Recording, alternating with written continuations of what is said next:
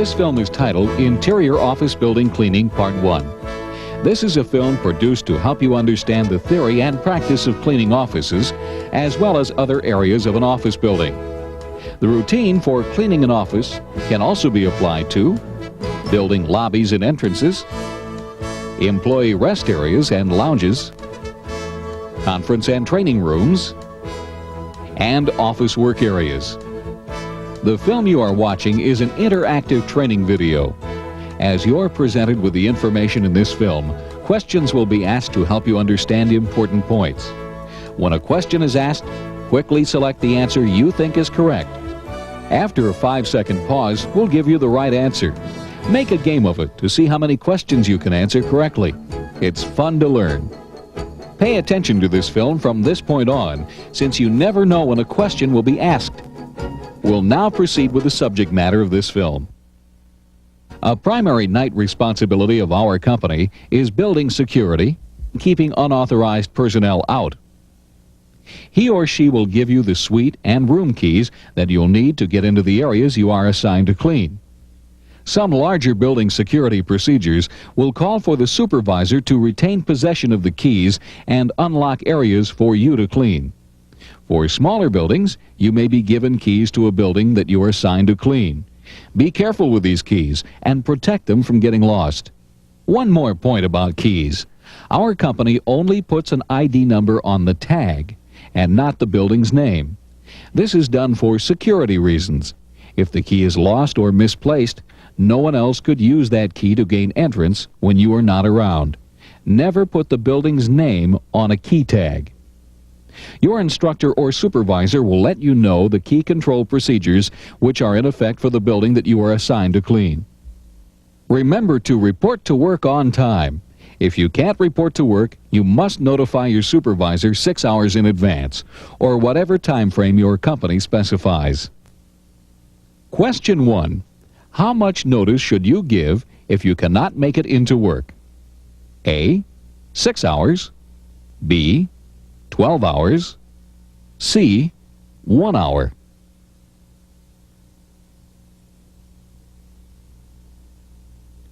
If you answered 6 hours, you are correct. This is the minimum amount of time you should give your supervisor to arrange a replacement for you. The more notice you give, the better. Take the time to report burned out bulbs and other malfunctioning items to your supervisor. This is a service to the occupant of the office that will really be appreciated. Be sure to let your supervisor know if you've broken something. Our company realizes that accidents do happen occasionally, and you will not be disciplined if you report the breakage to your supervisor. However, you may be in trouble if you don't report it or try to cover it up. If you happen to meet an office person working late, be cordial and polite. Your greeting should be brief. Never carry on lengthy conversations or gossip. You are a goodwill ambassador for us, and we're depending on your professionalism in every way. Question 2. It's recommended that you write the name of the building on its key tag. True or false?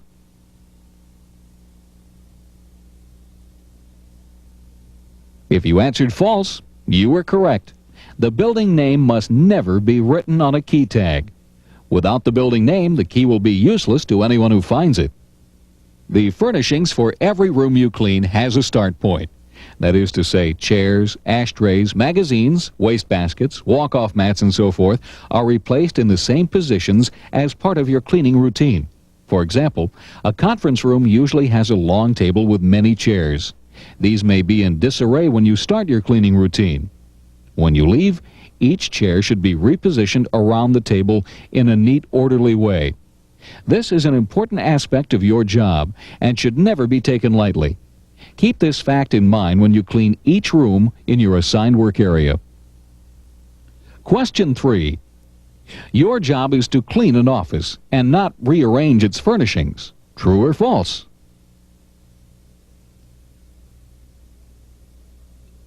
If you answered false, you're right. Part of your job does require the placement of chairs, magazines, and other items back to their start positions. Items like ashtrays and wastebaskets are to be placed back where you find them. We will now discuss the 7-step program for cleaning offices and other rooms inside an office building. 1. Getting ready. 2. Empty ashtrays. 3. Empty wastebaskets. 4. Dust horizontal surfaces. 5. Spot clean. 6. Vacuum and mop floors. And 7. Inspect work. These steps are important for you to remember. They will save you time and prevent missing an important cleaning task or requirement. The first step is getting yourself ready to clean. You should be wearing a clean uniform with a name badge for identification purposes. Next, start with a fully stocked cleaning cart. Then get the keys from your supervisor or have him or her unlock the door for your work area, turn on the lights, and move your equipment inside. In some cases, you'll want to lock the door from the inside for your personal security. You will also be given a duty list which indicates each job you will perform on your shift. Some of the duties will occur every time you clean. Others will indicate tasks you will perform weekly, monthly, or even yearly. Be sure you check with your instructor or supervisor for any special cleaning instructions before you begin. He or she will describe any special cleaning tasks you may need to perform in your work area of the building.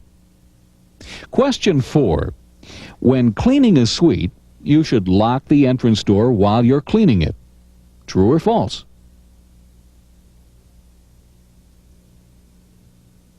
The answer is true. Your own personal security is important. That's why we want you to lock the suite door. Supplies are another important part of your job, so make sure you have all the necessary supplies. Depending on the type of building you will be cleaning and your company's preference, you will work from a cleaning caddy or a mobile barrel. The cleaning caddy will consist of a large trash bag with liners and shelves upon which you will store the cleaning supplies and chemicals you will need to perform the various cleaning duties on your duty sheet. In some cases, you will use a large waste mobile or barrel on wheels in place of the cleaning caddy. One side of the barrel, you will insert your cleaning supplies. You will need an assortment of damp cleaning cloths, dry cleaning cloths, a trigger sprayer containing glass cleaner, a trigger sprayer containing all-purpose cleaner, dust wand, vacuum cleaner, plastic liners, dust mop, wet mop, and wringer bucket setup. Your supervisor will help you determine the supply items you will need for your assignment. Make sure you have the proper mixtures of cleaning chemicals. Most of the time, chemicals such as glass cleaner and all-purpose cleaner will be pre-mixed. Always read the label directions and ask your supervisor if you find any label directions unclear. If you find a bottle of cleaner with no label, you cannot use it. This is a rule of our government, specified by OSHA. OSHA stands for the Occupation, Safety, and Health Act. Give the bottle of cleaning solution with no label to your supervisor. Question 5. Which item don't you need to clean an office? A. Cleaning cloths. B. Glass cleaner. C. All-purpose cleaner. Or D. Bowl cleaner.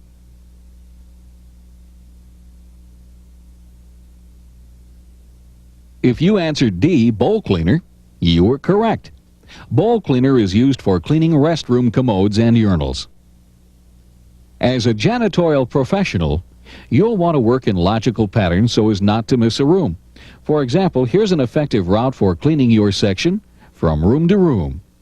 And here's the route within a single office. Pattern cleaning will save you time and energy and reduce the likelihood of missing an area. Step 2 calls for emptying ashtrays and the pickup and discarding of paper debris. To clean an ashtray, you should grasp it from the top, arch your hand over the top of the ashtray, and lift it for cleaning. The palm of your hand is sensitive and will warn you of any smoldering materials which could cause a fire in your trash bag. Empty only cold ashtray contents into your trash container. Hold the ashtray well into the trash container before you upend it. This is to minimize the spread of ashes into the air. If the ashtray contents are warm or smoldering, they must be emptied into a separate metal container filled partially with water. Fire is always a danger, and you must do your part to prevent fire from ever happening. Next, to clean the ashtray of smoke stains and tar, wipe it clean with your damp cloth. The damp cleaning cloth that you use to wipe ashtrays should only be used for that purpose. For example, you can't use the same ashtray cloth for spot cleaning a wall. Remember to replace ashtrays exactly where you found them on the desk or other furniture. The person who occupies the office you're cleaning will appreciate your consideration. Question 6. Warm or smoldering ashtray contents must be emptied into A. Trash cart, B. Metal container, or C. Wastebasket.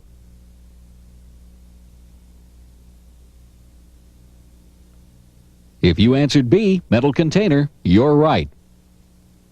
Sand urns must be cleared of debris and ashes with the use of a sifter every day. Some new sand will have to be added from time to time. Check for the frequency of refilling sand urns with your instructor or supervisor. If it's an urn with no sand, be sure to clean out the debris accordingly and wipe the urn with a damp cloth like you do with the ashtrays. Used disposable cups and other paper debris should be discarded in the trash receptacle. Trash of this type can be found on desks, tables, chairs, and on the floor.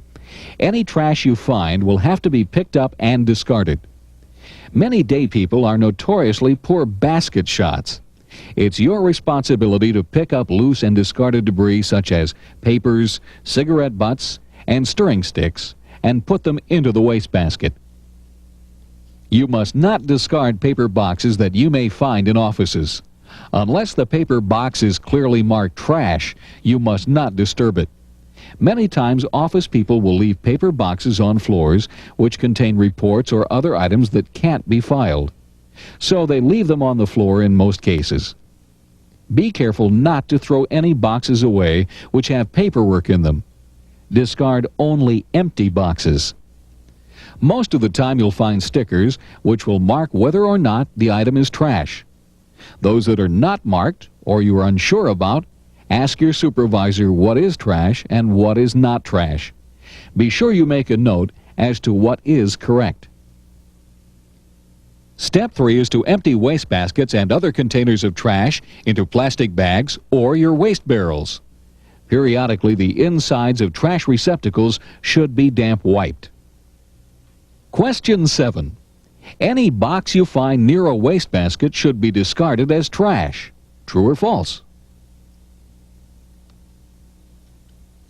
If you answered false, you are correct.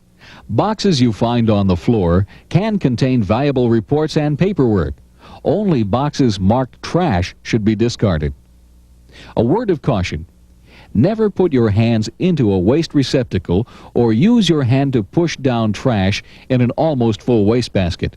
There might be some broken glass or other sharp object, and you might cut yourself. Your safety is important to us. If the wastebasket is lined, lift the liner carefully away from your body and place or empty it into the trash receptacle on your cart. Reline the basket with a new liner if necessary. Unlined baskets are emptied directly into your trash receptacle. This is usually a trash bag on your cleaning cart or a lined barrel on wheels. Just remember to replace all wastebaskets exactly where you found them. Remember to reach the full wastebasket well down into the cart bag before upending it. This procedure will prevent spillage or spreading of dust, which would mean extra work for you. Unlined wastebaskets are damp wiped regularly. This is usually done with some all-purpose cleaner sprayed on a cloth, which is used to clean the inside of the basket. Plastic liners are replaced only when they become very dirty or torn to a point where the trash may fall through. Being frugal with liners will save money for our company. If you have any doubts about this procedure or any other procedure mentioned in this film, ask your instructor or supervisor. Question 8. How often should you replace plastic liners in wastebaskets? A. Daily. B. Weekly. C. Monthly. D. None of these.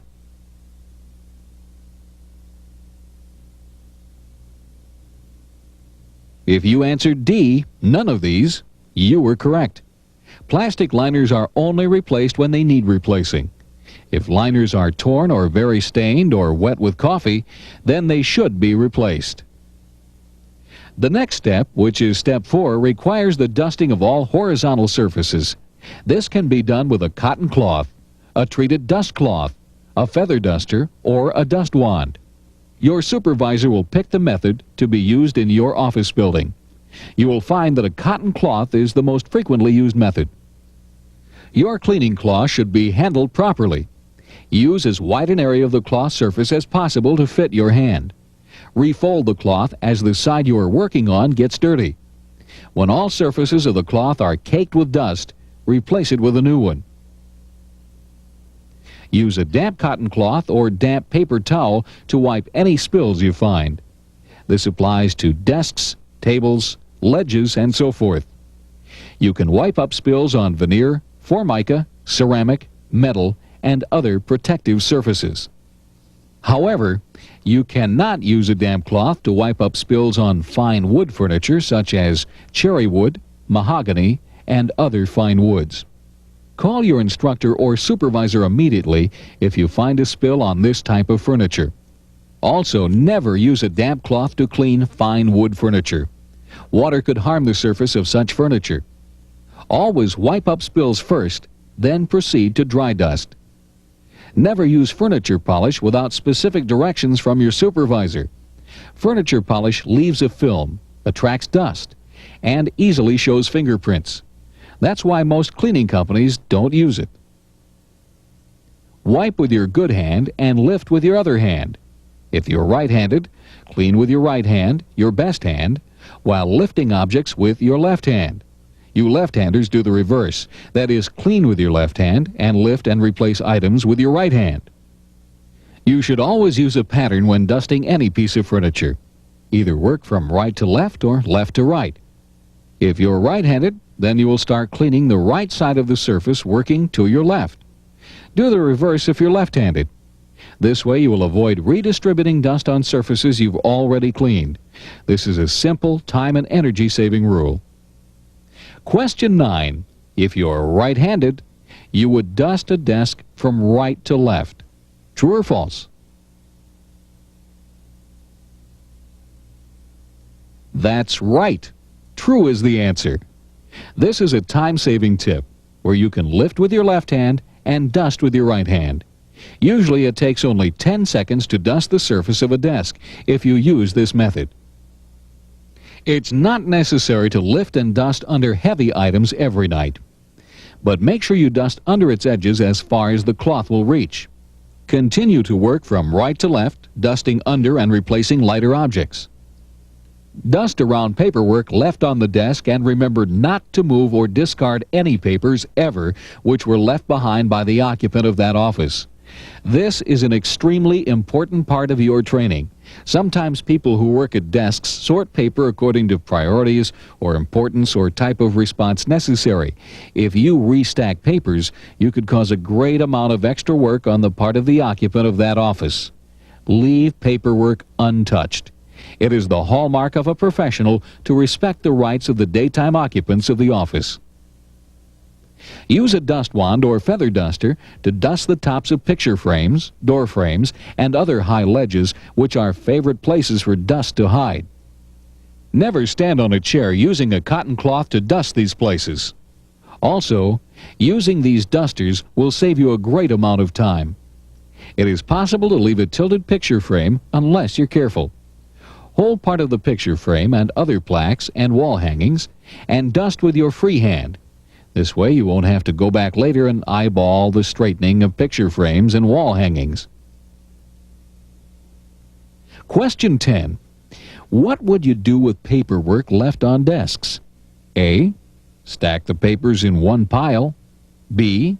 Leave them alone. C. Throw them away.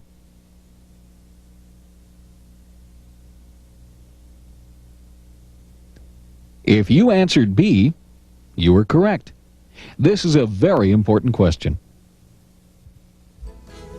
Success depends on you and your adherence to professional procedures. You have now completed Part 1 of Interior Office Building Cleaning. please contact your training instructor or supervisor. Thank you.